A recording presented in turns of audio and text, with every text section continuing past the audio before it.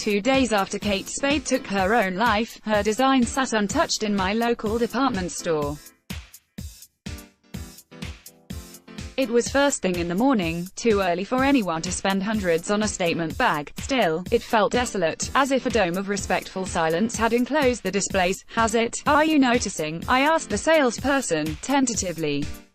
It was a distasteful question, but I was curious. There were reports of a spike in Kate Spade bags trading online. "She sold the business several years ago," she replied, defensively. By this she meant the brand was no longer Kate Spade's, and so couldn't fairly be associated with what had happened earlier that week. This was true. Still, her influence continued to be implied. Her bags promised an imagined Kate Spade life, the hubbub of the Upper East Side, art gallery openings, egg white omelets, spiky heels, and talk, bubbling, lively, insistent talk. Her bags wouldn't hush up, their boxy edges jostled to occupy space. This was why opinionated women carried them like talismans all over New York.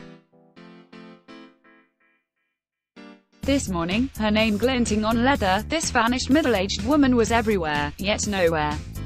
Even so, there was no tragedy here.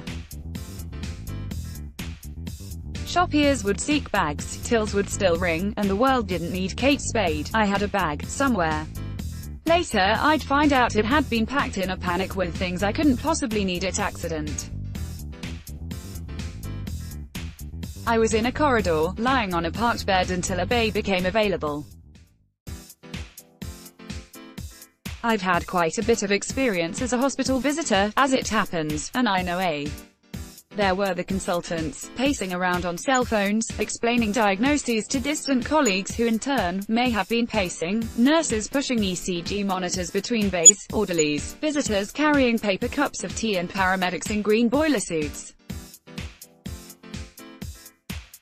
Here was a little boy pulling a buzzy bee by its string, his harassed father appearing at intervals to tut at him, and usher him back into a bay.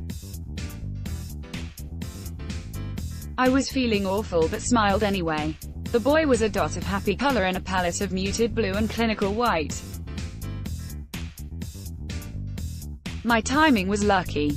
In 24 hours there'd be a nurse's strike, and who would have noticed me then? For now I was fine. I mean, I felt terrible, but not acutely. I didn't need help to breathe. Someone had thoughtfully given me a blanket as I wasn't wearing much. I'd fainted after a hot bath.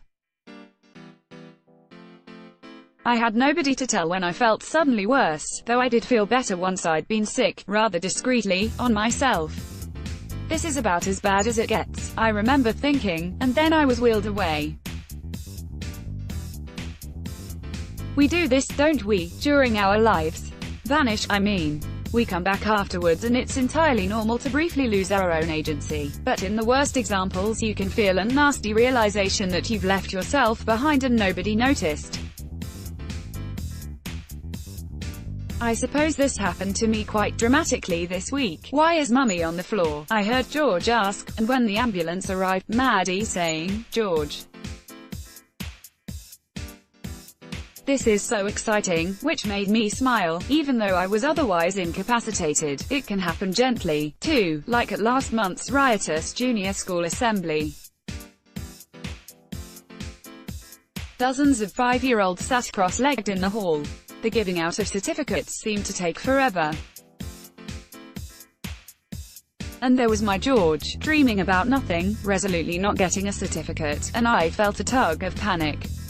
Why could nobody see him? He was right there.